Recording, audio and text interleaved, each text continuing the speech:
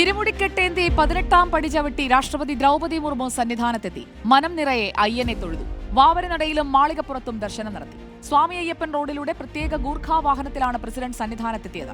അരനൂറ്റാണ്ടിന് ശേഷമാണ് രാജ്യത്തിന്റെ രാഷ്ട്രപതി ശബരിമല സന്നിധാനത്തെത്തി ദർശനം നടത്തുന്നത്. 1973-ൽ അന്നത്തെ പ്രസിഡന്റ് വി ഗിരിയാണ് ഇതിനു മുൻപ് സന്നിധാനത്തെത്തിയത്. റഹീസ് റഷീദ് നമുക്കൊപ്പം ചേരുന്നു. Good evening Rahees Rasheed. 18-ാം പടി കയറി അയ്യനെ വണങ്ങി മലയിറങ്ങുകയാണ് രാഷ്ട്രപതി ദ്രൗപദി മുർമു. എങ്ങനെയായിരുന്നു നടപടിക്രമങ്ങൾ? എല്ലാം സുഖകരമായി തന്നെ മുന്നോട്ട് പോയോ? സുജയ, രാഷ്ട്രപതിയുടെ അയ്യപ്പ ദർശനം കഴിഞ്ഞ് തിരിച്ച് ഹെലിപ്പാഡിൽ അല്പസമയം മുമ്പ് രാഷ്ട്രപതി എത്തിയിട്ടുണ്ട്. ഇനി അധികം വൈകാതെ തന്നെ ഇവിടെ നിന്ന് തിരുവനന്തപുരത്തേക്ക് രാഷ്ട്രപതി പോകും. തിരുവനന്തപുരത്ത് നേരെ രാജ്ഭവനിലേക്കാണ് പോവുക. രാജ്ഭവനിൽ എത്തിയതിനു ശേഷം ഇന്ന് ഗവർണർ രാഷ്ട്രപതിക്കും ഒപ്പം ചില പ്രമുഖ ആളുകൾക്കും ചായ സൽക്കാരം ഒരുക്കിയിട്ടുണ്ട്. ഹയാത്തിൽ വെച്ചാണുള്ളത്.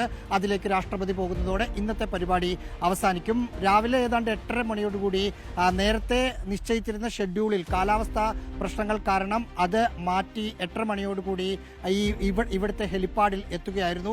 ഹെലിപ്പാഡിൽ എത്തിയതിനു ശേഷം ഏതാണ്ട് 1.5 മണിക്കൂറോളം സഞ്ചരിച്ചാണ് പമ്പയിലെത്തിയത്.